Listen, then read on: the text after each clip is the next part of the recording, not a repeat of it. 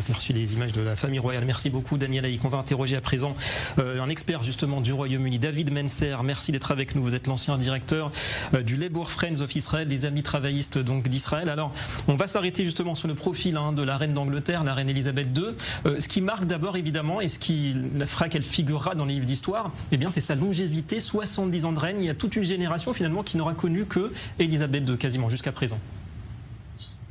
Exactement, monsieur. Quand tu vois le visage des membres de Parlement à Londres, à Westminster, dans la House of Commons maintenant, tu vois, ils ont des visages très sérieux et très tristes.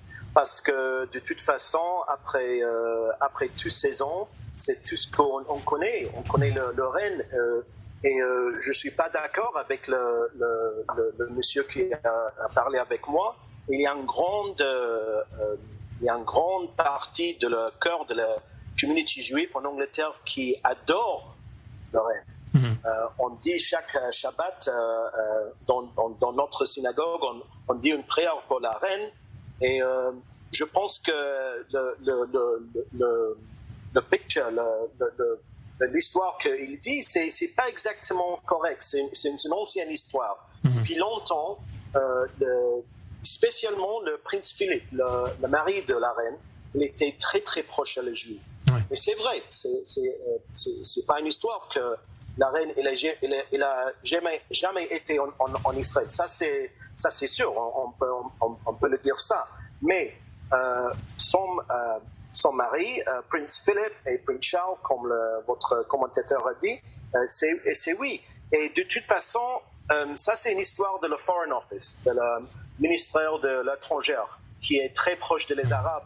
Mais c'est une histoire qui est déjà très très vieux maintenant. Ça n'existe plus maintenant, je pense. Alors, ce qu'on ne pourra pas lui retrancher, en tout cas à Elisabeth II, c'est son aura qui est internationale, évidemment.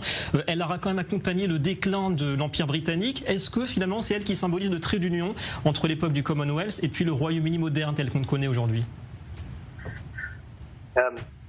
Écoute-moi, le Commonwealth, c'est 54 pays. C'est Commonwealth a grandi à cause de la reine. La même chose pour la France, les pays francophones, ils ont shrunk, ils sont plus petits maintenant.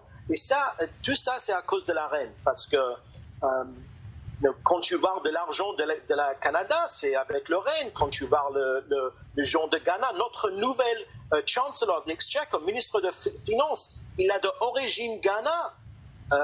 Notre nouvelle Home Secretary, le ministre de la paix, de Home Office, il a d'origine d'India. C'est tout ça, c'est à cause de Commonwealth. Et le Commonwealth, la force de la Commonwealth, la proximité de la Commonwealth, c'est à cause de la reine, parce que c'était quelque chose de très important pour elle. Et je pense que tous les gens d'Angleterre, ils sont en choc maintenant. C'est vrai, elle a 96 ans, c'est sûr. Et ils ont des bons gènes dans la famille royale, ça c'est sûr.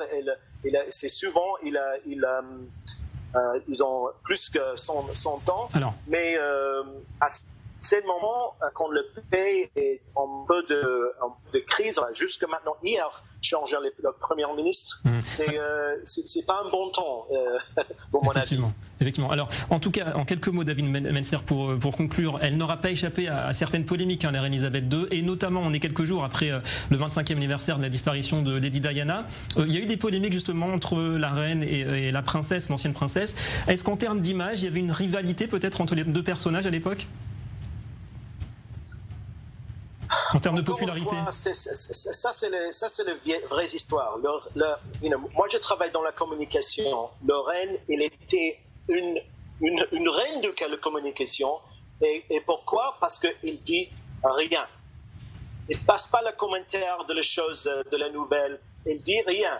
Il comprend bien que si elle veut rester avec la permission de la peuple de l'Angleterre, c'est meilleur à dire rien. Et à cause de ça, il a un grand espace dans le cœur de les gens d'Angleterre, d'Écosse, de Pays de Galles, de tous les pays de Commonwealth qui adorent le règne.